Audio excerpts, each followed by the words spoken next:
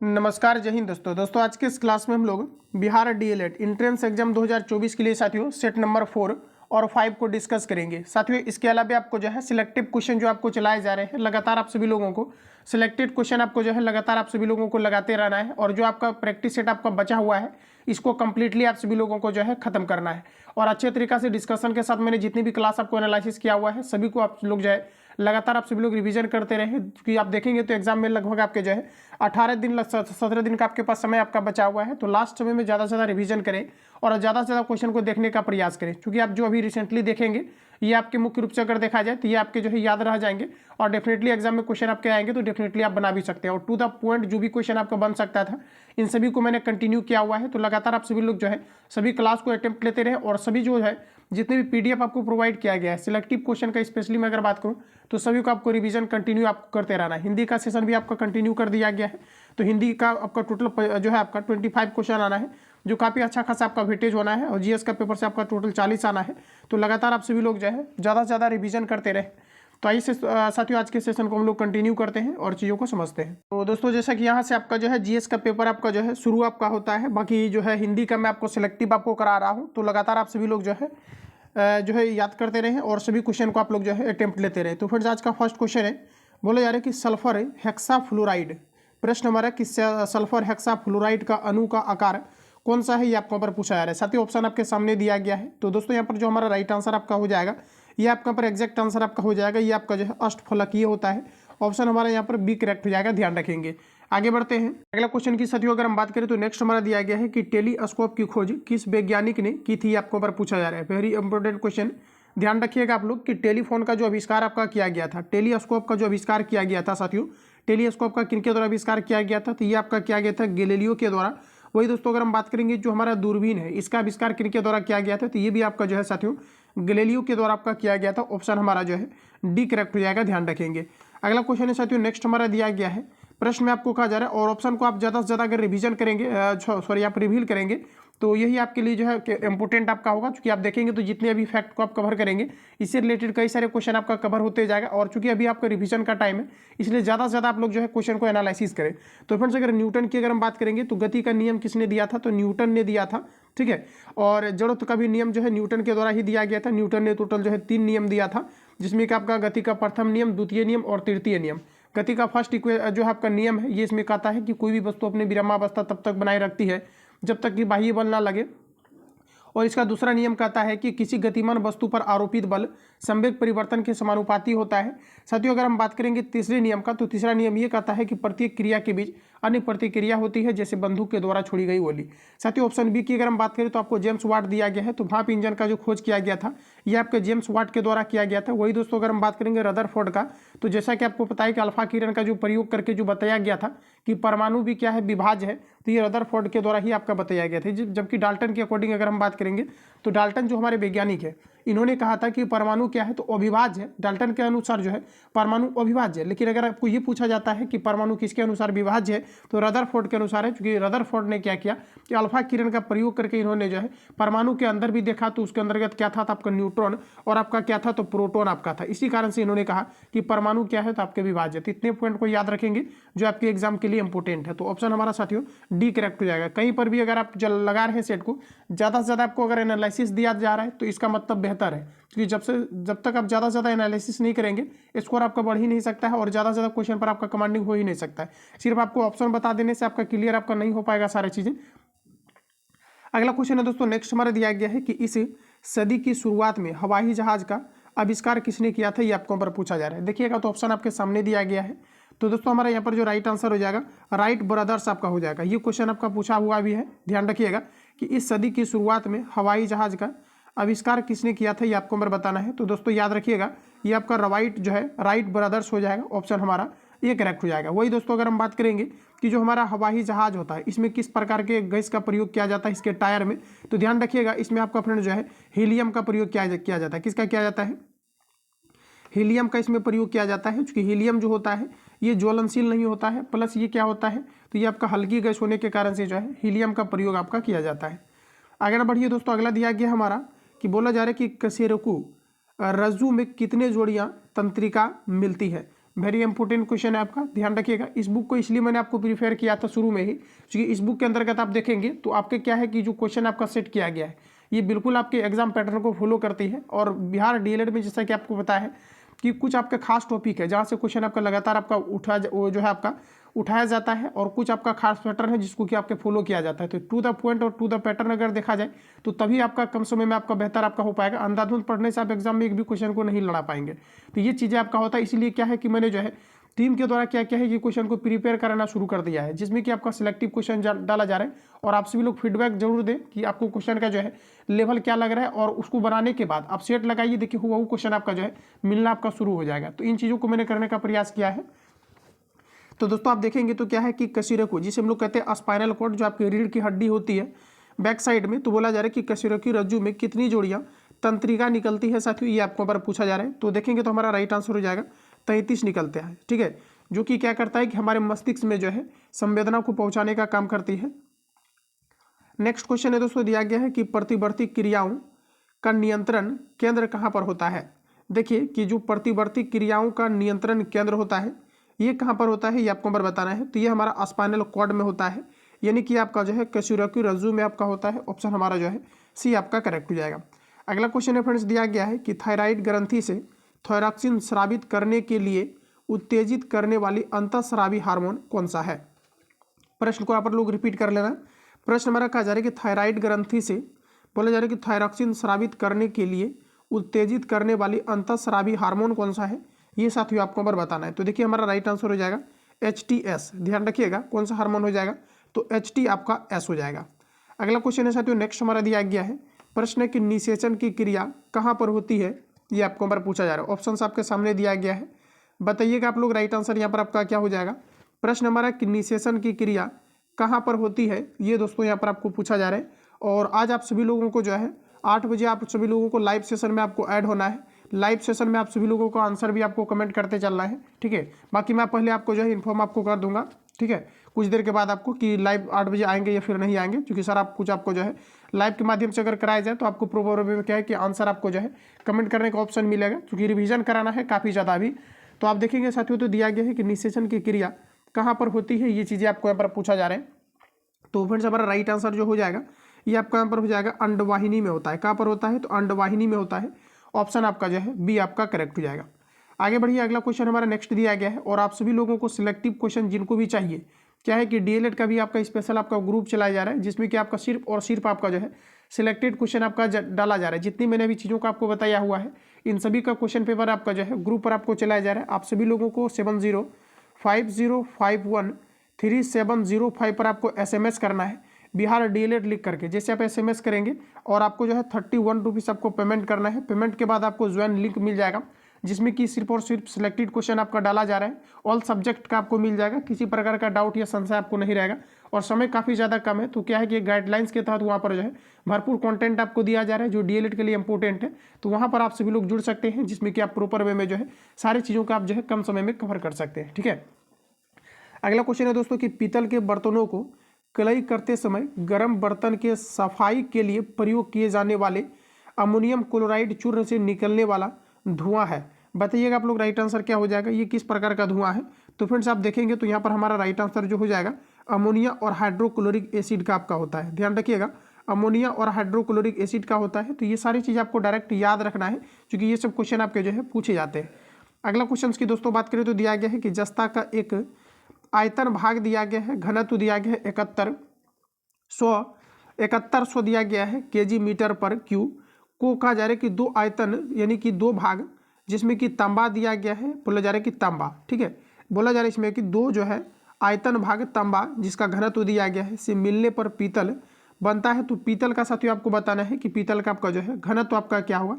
तो सबसे पहले न्यूमेरिकल आपको दिया गया है, तो इसको आप लोग जो है बनाने का प्रयास करेंगे। देखिए आपको करना ज़्यादा इसमें कुछ भी आपको नहीं है, सिंपली यहाँ पर आपको साथियों क्या करना है कि सबसे पहले अगर फ्रेंड्स देखा जाए तो आपको यहाँ पर जो है 7100 आपको दिया गया, ठीक है। ये आपका क्या है, तो आपको दिया गया है कि जस्ता का एक जो है आयतन भाग दिया गया है, जिसमें कि आपको 7100 आपको दिया गया है। फिर दोस्तों अगर हम बात करें तो यहाँ पर आपको दिया गया है कि जो आपका दिया गया है कितना, तो आपका जो है 8900 आपको दिया गया है। और ये आपको बोला जा रहा है कि आपका दो भाग है, ठीक है। तो इसमें अगर हम 2 से गुना कर देंगे तो ये आपका पूरा निकल जाएगा आपका इसको देखिए 2 से गुना करेंगे तो लगभग अगर देखा जाए तो 17,000 आपका 800 के करीब आपका आएगा। कितना आएगा? 17,800 के करीब आपका आ जाएगा। अब इन दोनों को जोड़ दीजिए, ऑल ओवर आप पूरा निकाल लो तो यहाँ पर देखिए 17,800 आपका हो जाएगा और यहाँ पर आपका 7100 आपको दिया गया। ठीक है, इसको अगर ऐड करेंगे तो ये लगभग आपका जो है 24,000 आपका 900 के करीब आपका आता है। तो 24,000 आपका 900 यहाँ पर आपका आ जाएगा। अब देखिए आपको क्या है कि आयतन के रूप में आपको दिया गया है, तो आयतन का मतलब होता है क्यू। अब यहाँ पर आपको पूछा रहा है कि घनत्व क्या होगा, तो साथियों घनत्व निकालेंगे तो आपको 3 से आपको डिवाइड सिंपली कर देना है। इसको आप लोग कैलकुलेट कर लीजिएगा तो राइट आंसर इसका आ जाएगा लगभग आपका 8300 आ जाएगा इसका आंसर। और ऑप्शन की अगर हम बात करेंगे दोस्तों तो ऑप्शन आपका यहाँ पर जो है बी आपका करेक्ट हो जाएगा। तो इजी वे में आप इसको जो है बना सकते हैं। अगला क्वेश्चन है साथियों नेक्स्ट हमारे यहाँ पर आपको दिया गया है, प्रश्न में कहा जा रहा है कि निम्नलिखित में से कौन सा विटामिन की खून के जमने में आवश्यकता होती है, ये आपको हमारा बताना है।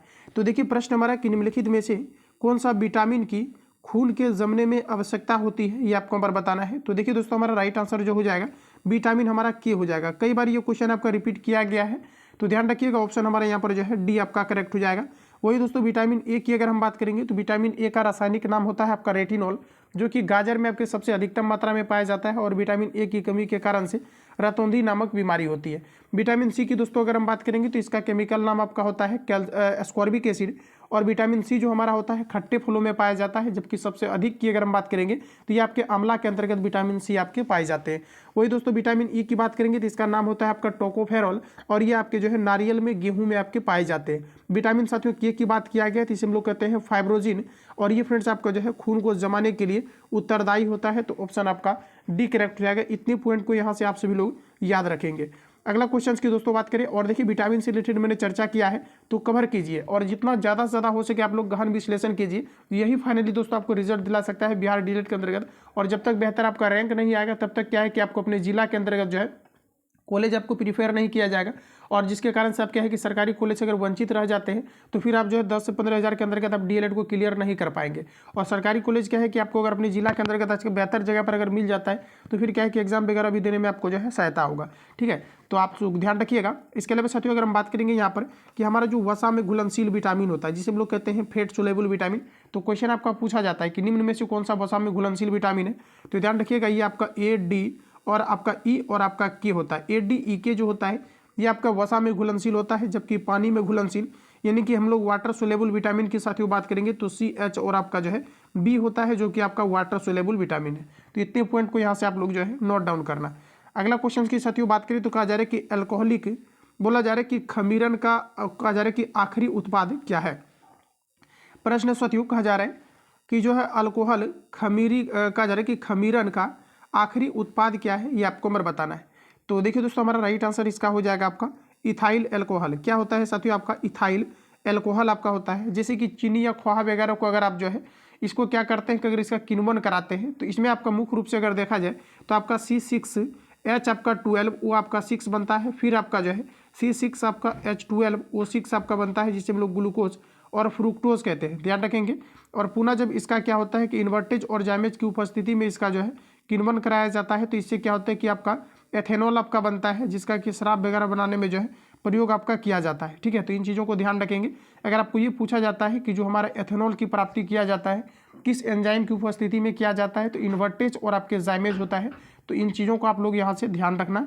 ऑप्शन साथियों यहाँ पर हमारा जो है सी आपका करेक्ट हो जाएगा। आगे बढ़ते हैं फ्रेंड्स, अगला क्वेश्चन दिया गया है कि निम्नलिखित में से कौन सा हार्मोन है, ये आपको पर पूछा जा रहा है। ऑप्शन आपके सामने दिया गया है, अटेम्प्ट लीजिए आप लोग। तो दोस्तों कहा जा रहा है कि निम्नलिखित में से कौन सा हार्मोन है, ये आपको पर बताना है। साथियों हार्मोन्स की अगर हम बात करेंगे तो ये हमारा राइट आंसर हो जाएगा इंसुलिन। ठीक है, हार्मोन कौन सा है आपका, तो इंसुलिन आपका हो जाएगा। अच्छा, इंसुलिन का साथियों स्राव कहाँ से होता है, तो ये आपके अग्नाशय से होता है। और इन्हीं इंसुलिन के कारण से क्या होता है कि इंसुलिन के अल्पस्रावन के कारण से मधुमेह नामक बीमारी होती है जिसे हम लोग कहते हैं डायबिटीज़। अच्छा साथियों, ये आपका स्रावित कहाँ से होता है इंसुलिन, तो अग्नाशय से होता है। और अग्नाशय जो हमारा होता है हमारे बॉडी का दूसरा सबसे बड़ी ग्रंथि होता है, जबकि सबसे बड़ी अगर 1 नंबर पर अगर हम बात करेंगे तो ये हमारा हो जाएगा यकृत। अगर इसको यहाँ पर आपको इन्वर्टेज दिया गया है, जैसे कि आप देख पाएंगे ऑप्शन मैंने रिवील करा दिया है। RNA आपको दिया गया है, RNA दिया गया, RNA दिया गया है साथ, ये भी एक प्रकार का आपको जो है प्रोटीन संश्लेषण करता है। एस्कॉर्बिक एसिड दिया गया है, विटामिन सी का केमिकल नाम है। तो ये सारे पॉइंट को मैंने आपको रिवील करा दिया है। जैसे ही आप क्वेश्चन को देखते हैं तो पूरा क्वेश्चन आपके माइंड में आपको होना चाहिए कि जो है इसमें क्या क्या चीज़ें आपको दिया गया। इससे जितना आप एनालिसिस करेंगे यही फाइनली आपको रिजल्ट की ओर जो है लेकर के आपका जाएगा। अगला क्वेश्चन है साथियों नेक्स्ट हमारा दिया गया और काफ़ी मैंने बेहतरीन तरीका से आपको कवर भी कराया है। जो कैंडिडेट ऑलरेडी जुड़े हुए हैं आपको पता है कि कैसा जो है मैंने कितने बेहतरीन तरीका से आपको रिवीजन जो है कराया है, प्लस आपको जो है नए नए पैटर्न जो भी आपका फॉलो किया गया इससे आधारित मैंने एनालिसिस कराया है। तो कहीं ना कहीं आप बेहतर जो है डेफिनेटली आप लोग कर पाएंगे, पूरी पॉसिबिलिटी है। अगला क्वेश्चन है दोस्तों दिया गया है कि हाइड्रोक्लोरिक एसिड कांच की बोतल में नहीं रखा जाता है। देखिए हाइड्रोक्लोरिक एसिड को जो है कांच की बोतल में नहीं रखा जाता है क्योंकि यह अभिक्रिया करता है।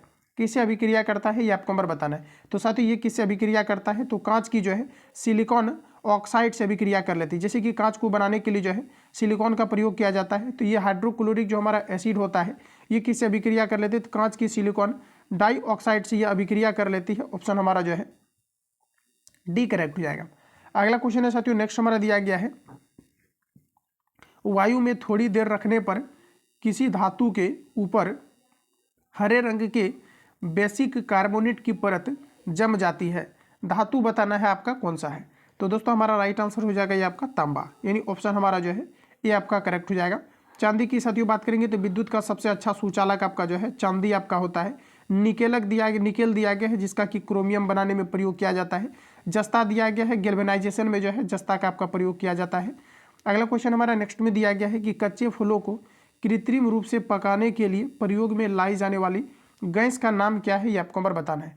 तो देखिए कच्चे फलों को पकाने के लिए जो है आपका एसिटिलीन का प्रयोग किया जाता है। ध्यान रखेंगे एसिटिलीन का प्रयोग किया जाता है, लेकिन एसिटिलीन आपको नहीं लगाना है। फर्स्ट ऑप्शन जो हमारा होता है ये आपका जो है एथिलीन आपका होता है, तो इसलिए ऑप्शन हमारा डी करेक्ट हो जाएगा। इसके अलावा साथियों अमोनिया की बात करेंगे तो ये आपका NH3 इसका आपका फॉर्मूला होता है। जबकि एसिटिलीन की बात करेंगे तो कैल्शियम कार्बाइड पर जल की अभिक्रिया कराने के कारण से एसिटिलीन का निर्माण होता है। एसिटिलीन गैस का जो प्रयोग किया जाता है गैस वेल्डिंग में किया जाता है, प्लस आपका जो है कृत्रिम रूप से फल को पकाने के लिए किया जाता है।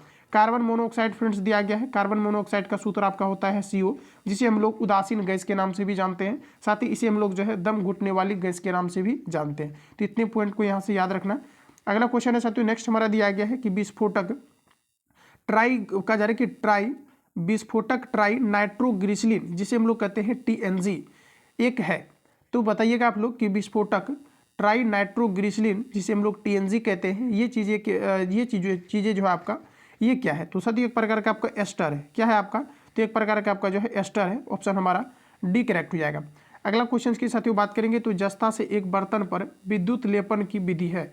जस्ता से एक बर्तन पर विद्युत लेपन की विधि क्या है ये आपको नंबर बताना है। तो ऑप्शन आप देख लीजिए, सारे ऑप्शन आपके सामने दिया गया है। तो साथियों हमारा राइट आंसर हो जाएगा कि बर्तन को धन ध्रुव और जस्ता को ऋण ध्रुव बनाया जाता है। ध्यान रखिएगा, बर्तन को धन ध्रुव और जस्ता को ऋण ध्रुव आपका बनाया जाता है।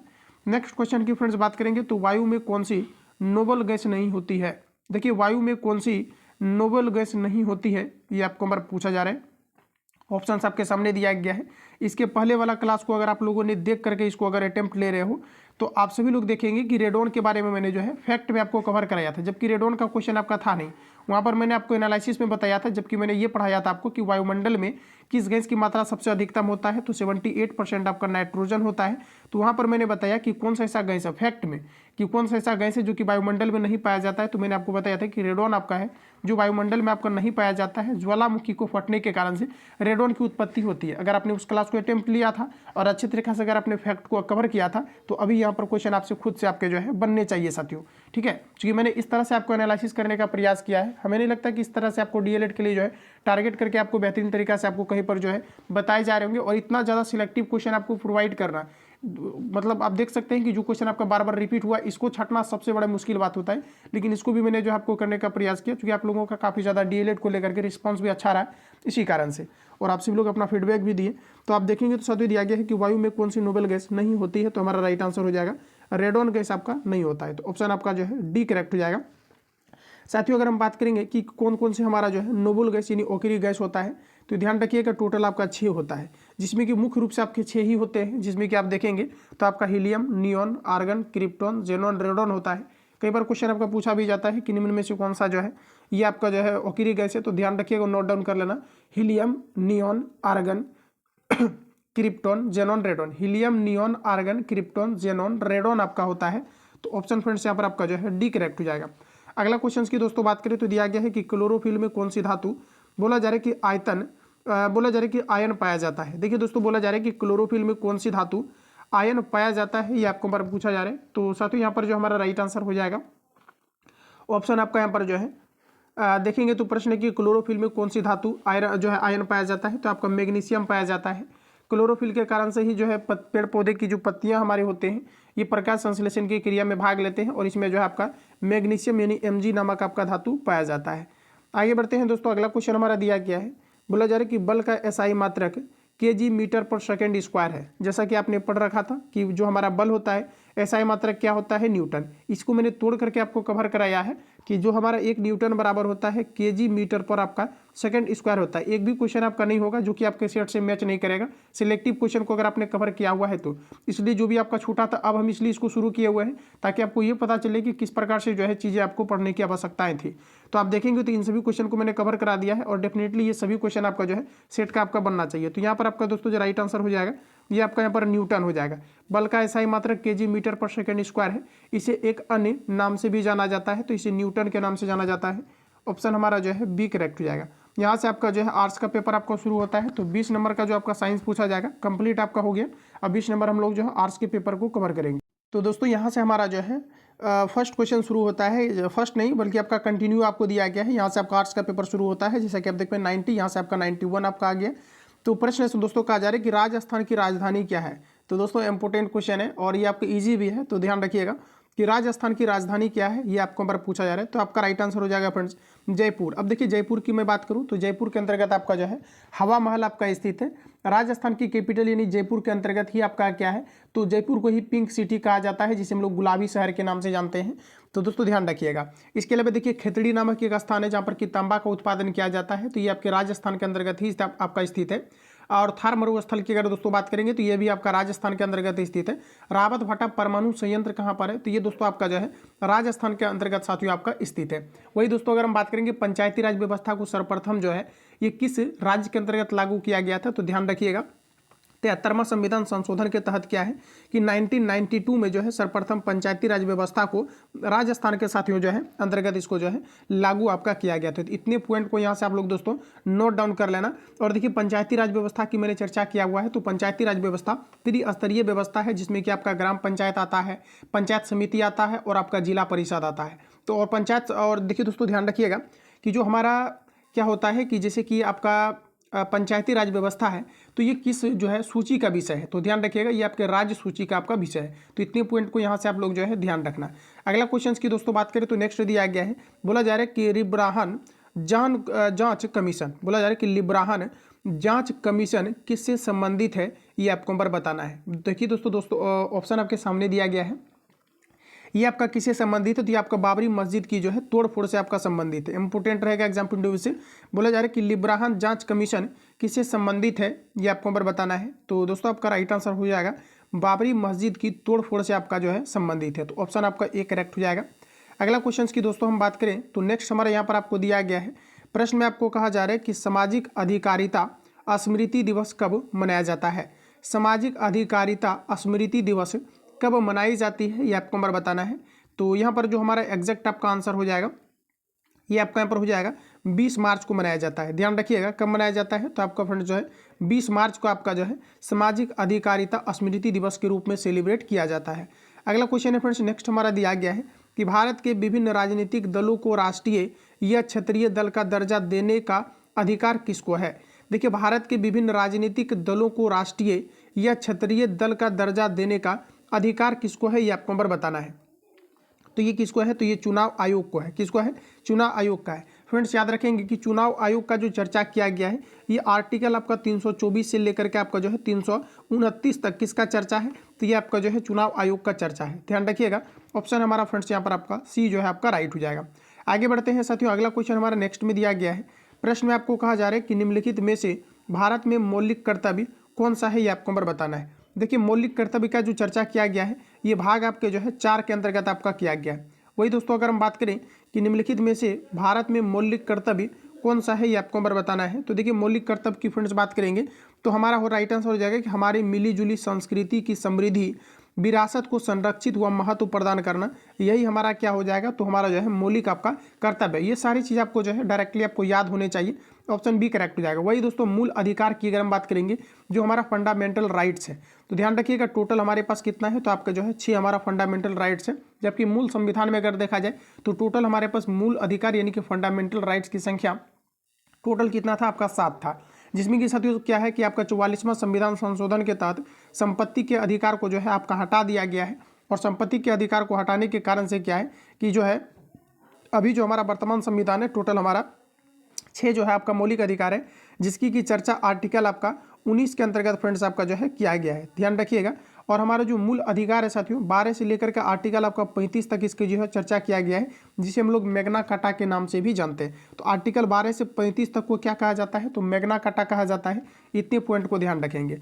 आगे बढ़ते हैं साथियों, अगला क्वेश्चन हमारा दिया गया है, बोला जा रहा है कि बाबरी मस्जिद या राम जन्मभूमि का विवाद जो इलाहाबाद उच्च न्यायालय यानी कि लखनऊ न्यायपीठ के समकक्ष है का प्रकार है। तो रिसेंटली ये अभी काफ़ी ज़्यादा जो है चर्चा में भी रहा है राम मंदिर आपका। तो यहाँ पर आपका राइट आंसर हो जाएगा स्वत्वाधिकार मुकदमा। ध्यान रखिएगा स्वत्वाधिकार मुकदमा आपका हो जाएगा, ऑप्शन हमारा बी करेक्ट हो जाएगा। अगला क्वेश्चन की दोस्तों बात करें तो स्वतंत्र भारत के प्रथम राष्ट्रपति थे, ऑप्शन सामने दिया गया है। स्वतंत्र भारत के प्रथम राष्ट्रपति थे उत्तर प्रदेश से, आंध्र प्रदेश से, बिहार से, तमिलनाडु से। बताइएगा आप लोग राइट आंसर क्या हो जाएगा। तो दोस्तों हमारा राइट आंसर हो जाएगा ये कहाँ से थे, तो बिहार से थे। देखिए स्वतंत्र भारत के प्रथम राष्ट्रपति डॉक्टर राजेंद्र प्रसाद हुआ करते थे, जो कि हमारे बिहार के सिवान जिला से बिलोंग्स करते थे। तो ऑप्शन सी करेक्ट हो जाएगा। वही फ्रेंड्स अगर हम बात करेंगे स्वतंत्र भारत का प्रथम मुस्लिम राष्ट्रपति कौन था, तो ये आपका हो जाएगा डॉक्टर जाकिर हुसैन, जिसकी की कार्यकाल के दौरान ही मृत्यु हो गई थी। फ्रेंड्स याद रखिएगा कि जो हमारे डॉक्टर राजेंद्र प्रसाद थे ये भारत का पहला राष्ट्रपति थे जिनकी की क्या है कि जो है इस जो है पद जो है त्यागने के बाद क्या है कि फिर से जो है आपका यानी कि जो हम लोग टीचर्स डे के रूप में सेलिब्रेट करते हैं, यानी कि आपका जो है सर्वपल्ली राधाकृष्णन, ठीक है ध्यान रखिएगा दिमाग से उतर गया था। तो आपका देखिए सर्वपल्ली जो हमारा राधाकृष्णन है ये जो है हमारे भारत के जो है पहला उपराष्ट्रपति हुआ करते थे, जबकि दूसरा अगर राष्ट्रपति की बात करें तो डॉक्टर सर्वपल्ली आपका राधाकृष्णन ही है, ठीक है। तो ध्यान रखिएगा ऑप्शन हमारा साथियों यहाँ पर आपका सी करेक्ट हो जाएगा। वही दोस्तों अगला क्वेश्चन की बात करें तो भारत में प्रथम निजी विश्वविद्यालय का नाम क्या है। भारत में प्रथम निजी विश्वविद्यालय का नाम क्या है ये आपको हमारा बताना है। तो हमारा राइट आंसर हो जाएगा मैत्री सूचना तकनीक विश्वविद्यालय। ध्यान रखिएगा ऑप्शन जो है सी करेक्ट हो जाएगा। अगला क्वेश्चन हमारा नेक्स्ट में दिया गया है विश्व उपभोक्ता अधिकार दिवस मनाया जाता है। वेरी इंपॉर्टेंट क्वेश्चन, याद रखिएगा आप लोग कि विश्व उपभोक्ता अधिकार दिवस मनाया जाता है। कब मनाया जाता है, तो फ्रेंड्स आपका जो है 15 मार्च को मनाया जाता है। विश्व उपभोक्ता अधिकार दिवस कब मनाया जाता है, तो ये आपके 15 मार्च को मनाया जाता है। ऑप्शन जो है सी आपका राइट हो जाएगा। अगला क्वेश्चन है फ्रेंड्स दिया गया है कि विकलांगों के लिए ओलंपिक जाना जाता है। देखिए साथियों विकलांगों बोला जा रहा है कि विकलांगों के लिए ओलंपिक्स जाना जाता है। तो यहाँ पर हमारा राइट आंसर हो जाएगा एबी ली पिंक्स के रूप में जाना जाता है। एबी ली में जो है मिंग्स के रूप में जाना जाता है। ऑप्शन सी करेक्ट हो जाएगा। इसके अलावा साथियों अगर हम बात करेंगे आईपीएल का यानी कि इंडियन प्रीमियम लीग की अगर हम बात करेंगे ये कब से आपका शुरू हुआ है, तो 2008 से जो है आपका आईपीएल आपका शुरू हुआ था, ध्यान रखिएगा। अगला क्वेश्चन हमारा नेक्स्ट में दिया गया है, प्रश्न है कि अशोक के बोला जा रहा है हमारा प्रश्न में अशोक के शासनकाल में बौद्ध सभा किस नगर में आयोजित की गई थी। देखिए क्वेश्चन में कहा जा रहा है कि अशोक के शासनकाल में बौद्ध सभा का जो है बौद्ध सभा किस नगर में आयोजित की गई थी। इन चीज़ों के बारे में आपको बताना है। तो आप देखेंगे तो हमारा राइट आंसर हो जाएगा पाटलिपुत्र, यानी ऑप्शन साथियों बी करेक्ट हो जाएगा। नेक्स्ट क्वेश्चन की बात करें तो दिया गया है कि शुंग वंश के बाद किस वंश ने भारत पर राज किया। दोस्तों इंपॉर्टेंट क्वेश्चन रहेगा एग्जाम पॉइंट ऑफ व्यू से, शुंग वंश के बाद कौन सा वंश है जिन्होंने कि भारत पर राज किया, ये आपको नंबर बताना है। तो उसके बाद देखेंगे तो आपका हरिसेन वंश था, सॉरी शुंग वंश के बाद साथियों अगर हम बात करेंगे कि कौन सा वंश है जिन्होंने कि भारत पर जो है आपका राज किया था, तो ये आपका जो है कर्ण वंश हो जाएगा। ध्यान रखिएगा ऑप्शन हमारा जो है सी करेक्ट हो जाएगा। अगला क्वेश्चन है दोस्तों दिया गया है कि कुमार संभव महाकाव्य बोला जा रहा है कि किस कवि ने लिखा है। कुमार संभव महाकाव्य जो है ये किस कवि के द्वारा लिखा गया है। तो दोस्तों देखेंगे तो ये जो है लिखा गया है आपका किन के द्वारा, तो कालिदास के द्वारा लिखा गया है। ऑप्शन हमारा डी करेक्ट हो जाएगा। अगला क्वेश्चन की बात करें तो नेक्स्ट हमारा दिया गया है कि कौटिल्य के अर्थशास्त्र में किस पहलू पर प्रकाश डाला गया है। कौटिल्य के अर्थशास्त्र में किस पहलू पर प्रकाश डाला गया है। तो साथियों हमारा राइट आंसर हो जाएगा राजनीतिक नीतियां पर प्रकाश डाला गया है, ठीक है ध्यान रखिएगा। ऑप्शन हमारा बी करेक्ट हो जाएगा। अर्थशास्त्र का जनक किसे माना जाता है, तो ये कोटिल्य को माना जाता है और एडम स्मिथ को। अगला क्वेश्चन की बात करें तो दिया गया है कि तैमूर के आक्रमण के बाद भारत में किस वंश का राज स्थापित हुआ। देखिए, तैमूर के आक्रमण के बाद भारत में किस वंश का राज स्थापित हुआ, ये आपको नंबर बताना है। तो साथियों यहाँ पर एग्जैक्ट जो हमारा आंसर हो जाएगा सैयद वंश आपका हो जाएगा, ऑप्शन जो है बी हमारा राइट हो जाएगा। अगला क्वेश्चन की बात करें तो दिया गया है कि विकास की स्थिति के आधार पर संस्थानों को डैश के रूप में वर्गीकृत किया जा सकता है। देखिए, विकास की स्थिति के आधार पर संस्थानों को डैश के रूप में वर्गीकृत किया जा सकता है। तो यहाँ पर हमारा एग्जैक्ट आंसर हो जाएगा उपर्युक्त में से सभी। एक नज़र में आप देखेंगे तो संभावित दिया गया है, विकसित स्टॉक दिया गया, रिजर्व दिया गया। ऐसे भी मैंने आपको बताया है कि 99 पॉइंट आपका जो है 99 केस में आप अगर देखेंगे तो उपर्युक्त में से सभी वाला ही आपका राइट होता है। तो जाने अनजाने में फ्रेंड्स अगर आपको नहीं भी आता है तो आपको लगा करके आना है इनमें से सभी। नेक्स्ट क्वेश्चन है कि अपने अस्तित्व के दौरान 17 राष्ट्रों ने राष्ट्र संघ में सदस्यता वापस ले ली। निम्नलिखित में से कौन सा राष्ट्र संघ से अलग नहीं हुआ है, ये आपको नंबर बताना है। तो ये हमारा राइट आंसर हो जाएगा ब्राज़ील, ऑप्शन डी करेक्ट हो जाएगा। नेक्स्ट क्वेश्चन में हमारा दिया गया है प्रश्न साथियों कि मैंग्रोव का सबसे अधिक विस्तार है। देखिए, सुंदरबन की अगर सबसे पहले बात करेंगे तो ये आपका वेस्ट बंगाल में है, जबकि मैंग्रोव के बारे में भी क्वेश्चन आपका लगातार रिपीट हुआ है। तो देखिए, मैंग्रोव वन की अगर फ्रेंड्स बात करेंगे तो ये सबसे ज़्यादा आपका जो है सुंदरबन में आपका हो जाएगा। ध्यान रखिएगा कहाँ पर हो जाएगा, सुंदरबन में, जो कि हमारा वेस्ट बंगाल से भी आपका रिलेटेड है। वेस्ट बंगाल में भी इन चीज़ों ये जो है आपका ये आपका वन है। तो हमारा राइट आंसर हो जाएगा सुंदरबन। फिर से रिपीट कर लेना एक बार। प्रश्न हमारा कहा जा रहा है कि मैंग्रोव का सबसे अधिक विस्तार है। तो साथियों, मैंग्रोव का जो सबसे अधिक विस्तार है इसके लिए हमारा राइट आंसर हो जाएगा सुंदरबन में, ऑप्शन जो है आपका बी करेक्ट हो जाएगा। आगे बढ़ते हैं। नेक्स्ट में हमारा यहाँ पर दिया गया है लोकसभा में अनु जनजातियों के लिए आरक्षित सीटों की संख्या कितनी है। लोकसभा में अनु जनजातियों के लिए आरक्षित सीटों की संख्या कितनी है, ये आपको नंबर बताना है। तो साथियों यहाँ पर अगर देखेंगे तो हमारा एग्जैक्ट आंसर जो हो जाएगा 47 आपका हो जाएगा। ध्यान रखिएगा, लोकसभा में अनुसूचित जनजाति के लिए आरक्षित सीटों की संख्या कितनी है, तो आपका यहाँ पर हो जाएगा टोटल 40 आपका 7 हो जाएगा। अगला क्वेश्चन है कि निम्नलिखित में से बोला जा रहा है कि निम्न में किसी मापनी के द्वारा किसी बोला जा रहा है कि किलोमीटर और मील दोनों दूरियों को दर्शाया जाता है। देखिए यहाँ पर आपका क्या है कि समझ में नहीं आया होगा। प्रश्न नंबर है कि निम्न बोला जा रहा है कि निम्न में किस मापनी के द्वारा कौन सा ऐसा युक्ति है जिसके द्वारा किलोमीटर और मील दोनों की दूरियों को दर्शाया जाता है, ये आपको नंबर बताना है। तो इसके लिए एग्जैक्ट आंसर देखेंगे तो आपका जो है तुल्यात्मक आपका जो है मापने वाला मापांक हो जाएगा, यानी ऑप्शन हमारा यहाँ पर जो है डी आपका साथियों करेक्ट हो जाएगा। तो जैसा कि साथियों आज के सेशन में हम लोग जो है इतना पर ही क्लास को जो है एंड कर लेते हैं, ठीक है। और डेली जो है आपके जो भी आपके जो है आपके इसमें आपका बचा हुआ है इसको कंटिन्यू हम कवर करवाएंगे। और यहाँ पर आप देख पाएंगे ज़्यादा से ज़्यादा क्वेश्चन को आप लोग डेफिनेटली जो है बना भी पा रहे होंगे।